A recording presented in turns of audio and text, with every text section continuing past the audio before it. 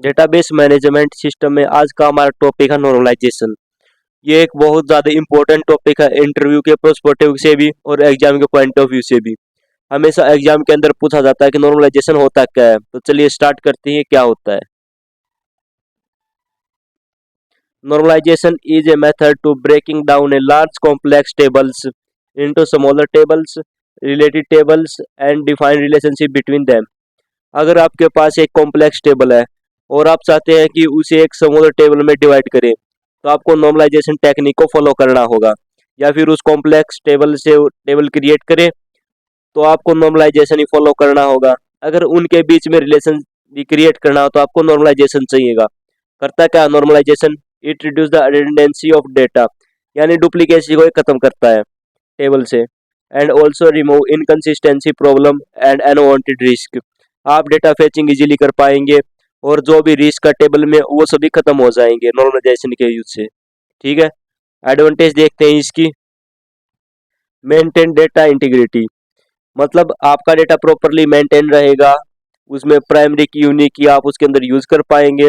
Reduce the structure of table, table के structure को आप रिड्यूस कर सकते हैं। बड़े टेबल को आप छोटे टेबल में डिवाइड कर सकते हैं या फिर उससे रिलेटेड टेबल बना सकते हैं। अवॉइड नल वैल्यू, आप नल वैल्यू को अवॉइड कर सकते हैं क्योंकि आप इंटीग्रिटी लगा सकते हैं अपने डेटा के अंदर प्राइमरी की, तो नल वैल्यू अवॉइड रहेगा। Structuring of table so that model is flexible and easy to use, table का स्ट्रक्चर बहुत इजी रहेगा, डेटा को आप इजीली स्ट्रक्चर कर पाएंगे। जैसा आप क्या कर पाएंगे कि इजीली यूज कर पाएंगे अपने मॉडल को। टाइप्स यहाँ पे देखते हैं हम नॉर्मलाइजेशन के अंदर कितने टाइप्स होते हैं। 5 टाइप होता है, 1NF, 2NF, 3NF, BCNF, 4NF and 5NF। Total हमारे पास 6 टाइप होता है। यहाँ पे आप लेवल देख सकते हो फिगर के अंदर। सबसे अपर लेवल में फर्स्ट NF है, second NF, 3NF, BCNF, 4NF and 5th NF। हमारा जो नॉर्मल टेबल वो फर्स्ट में होना चाहिए, सेकंड NF के केस में वो फर्स्ट NF होना चाहिए, BCNF में टेबल पहले ही से थर्ड में होना चाहिए।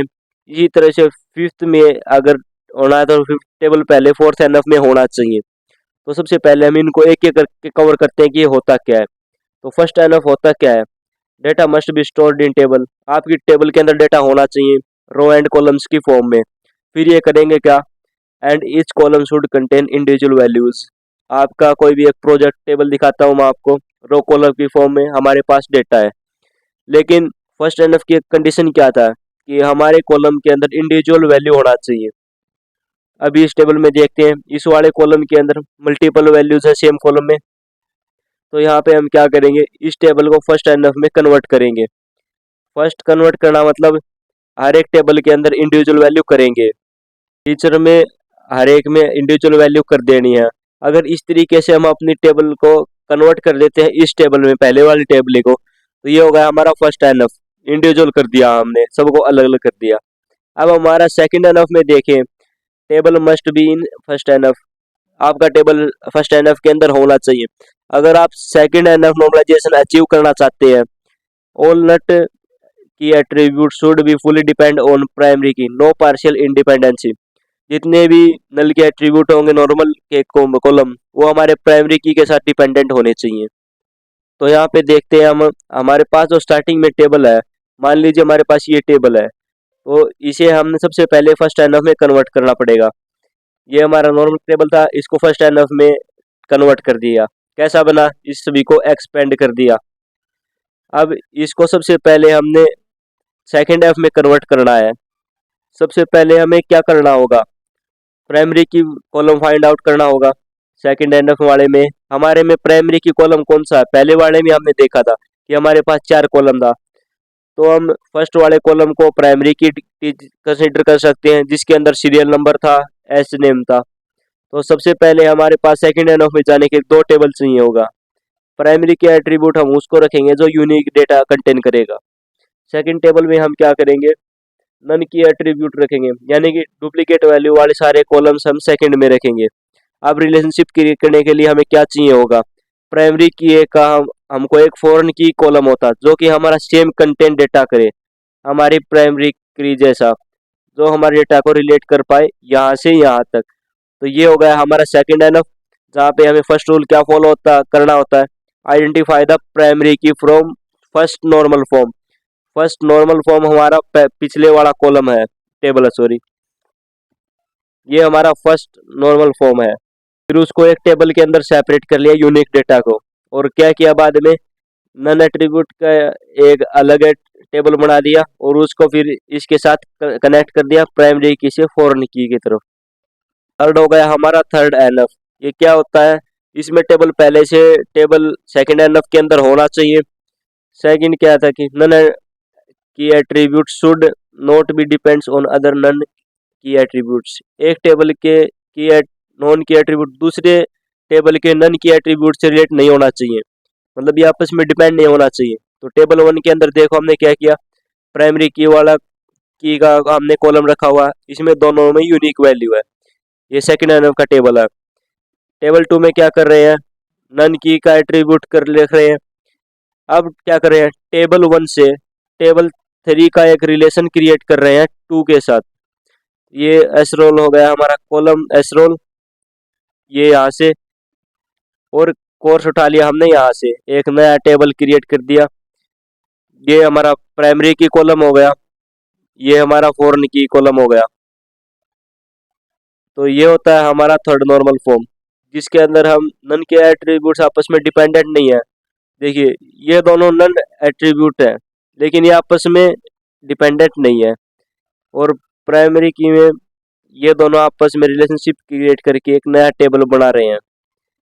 अब हमारा फोर्थ है बीसीएनएफ। क्या होता है बीसीएनएफ, मतलब बॉयज कोड नॉर्मल फॉर्म। इसके अंदर फर्स्ट कंडीशन होता है कि हमारा जो टेबल है वो थर्ड एनएफ में होना चाहिए। If A table contain more than one composite key attribute and should be possible the one attribute both composite key are matched. वो तो अभी आपको समझ में नहीं आया होगा, एग्जांपल में आपको बताते हैं। एक टेबल है हमारे पास, अब यहाँ पे देखो हमें क्या बोला था कि अगर टेबल कंटेन करती है more than one composite key attributes. Composite key attribute मतलब दो कॉलम को बना के यूनिक रिकॉर्ड आना चाहिए।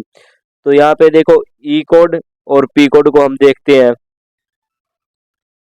तो इन दोनों को मिला के हम कंपोजिट की क्रिएट कर सकते हैं, कंपोज की क्रिएट कर सकते हैं। और साथ के साथ हम नेम और पी कोड को मिला के हम यूनिकली कोड आइडेंटिफाई कर सकते हैं, डेटा फेच कर सकते हैं, मतलब ये भी हमारा हो गया है कंपोजिट की। तो डेफिनेशन में क्या था, हम स्टार्टिंग में अगर मैं आपको बताऊं, if A table contain more than one और मोर देन कंपोजिट की, हमारे पास एक या एक से ज्यादा कंपोजिट की ले सकते हैं।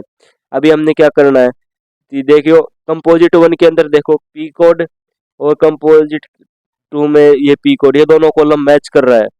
अब करना क्या है, हमें बीसीएनएफ क्रिएट करना है। तो सबसे पहले हम क्या करेंगे, हमारा जो ई कोड वाला कॉलम है और जो नेम वाला कॉलम है, ये दोनों कंपोजिट की में दोनों अलग अलग कॉलम है। इन दोनों को कॉलम का हम क्या करेंगे, अलग से टेबल बना लेंगे। सेकंड टेबल हम क्या बनाएंगे, हम टेबल बनाएंगे पी कोड, और जो ओरिजिनल टेबल के अंदर जो आवर्स वाला टेबल है, इनको लेकर हम एक सेकंड टेबल बनाएंगे। रिलेशनशिप क्रिएट करने के लिए हम इस कॉलम का यूज करेंगे यहाँ पे। तो ये हो गया हमारा प्राइमरी की, ये हो गया हमारा फॉरेन की। इन दोनों टेबल के बीच में हम रिलेशनशिप क्रिएट कर सकते हैं। ये हो गया हमारा बीसीएनएफ, जिसके अंदर हमें क्या करना होगा, टेबल के अंदर देखना होगा कि कितनी कंपोजिट की है। यहाँ पर हमने देखा कि दो कंपोजिट की थी हमारे टेबल के अंदर। उसके बाद कंपोजिट की का जो यूनिक कॉलम है उसको हम क्या करेंगे, सेपरेट टेबल के अंदर रखेंगे बचे हुए कॉलम के साथ। यहाँ पे देखो हमने रख लिया, और जो अलग अलग कॉलम है उनको एक अलग टेबल में रखेंगे, और उसको एक कॉलम को प्राइमरी की बना लेंगे, और जो सेम कॉलम जो दूसरे टेबल में बिलोंग कर रहा है उसको फॉरेन की बना के डेटा फेच कर सकते हैं। ये होता है हमारा बीसीएनएफ। फिफ्थ जो होता है हमारा four NF, must be BCNF और थर्ड एनएफ। टेबल हमारा बीसीएनएफ या फिर थर्ड एनएफ में होना चाहिए। We must ensure there no multiple value dependency. Multi value dependency नहीं होनी चाहिए, where one column is dependent on other. लेकिन एक कॉलम दूसरे कॉलम के ऊपर डिपेंडेंट होना चाहिए, लेकिन वही same column dependent on other attribute, वही सेम कॉलम फिर दूसरे एट्रीब्यूट के साथ डिपेंडेंट नहीं होना चाहिए। कहने का मतलब ये है कि मान लो हमारे पास एक टेबल है, उसके अंदर तीन कॉलम है। अगर हमारे कॉलम एक दूसरे के साथ डिपेंडेंट है, मान लीजिए ये कॉलम हमारे कॉलम टू के साथ डिपेंडेंट नहीं होना चाहिए, ये करना चाहते हैं। इसका भी आप टेबल क्रिएट कर सकते हैं, एग्जाम्पल समझ सकते हैं। लेकिन fourth NF and fifth NF मैं ऐसे ही बता रहा हूँ, क्योंकि आपके पास इंटरव्यू में कोई भी कुछ पूछेगा तो आप बोल सकते हैं। ये आपको बनाना जरूरी नहीं है, एग्जाम्पल शो करना जरूरी नहीं है। फर्स्ट, सेकंड, थर्ड और BCNF, बस ये तीन ज़्यादा इंपॉर्टेंट है। लास्ट हमारा fifth NF, it is also called project जो है नॉर्मल फॉर्म, इसको हम PGNF भी बोलते हैं। इसमें टेबल हमारा फोर्थ एनएफ के अंदर होना चाहिए। उसके बाद हम क्या कर सकते हैं, आगे का ऑपरेशन परफॉर्म कर सकते हैं। If we decompose table further to eliminate redundancy and when we rejoin the decomposed table, it means candidate की we should not be losing the original data। इसका मतलब क्या हुआ, मान लीजिए हमारे पास कोई टेबल है, उसको हम डिकम्पोज कर रहे हैं, तो रिडंडेंसी क्या होगा, रिमूव होगा, यानी डुप्लीकेशन चला जाएगा। देन जब भी हम उस टेबल को वापस से रिजॉइन करेंगे, डिकम्पोज करेंगे उस टेबल को, तो फिर क्या होगा कि हमारा जो भी कैंडिडेट की होगा वो हमारा ओरिजिनल डेटा लॉस नहीं करेगा, ओरिजिनल डेटा हमें हमारा फिर से मिल जाएगा। ये हो गया हमारा फिफ्थ मिनट। अब आपको DBMS के अंदर नॉर्मलाइजेशन अच्छे से समझ में आया होगा। अगर आया हो तो वीडियो को लाइक कीजिए, शेयर करें, चैनल पर नए हैं चैनल को सब्सक्राइब कर दीजिए।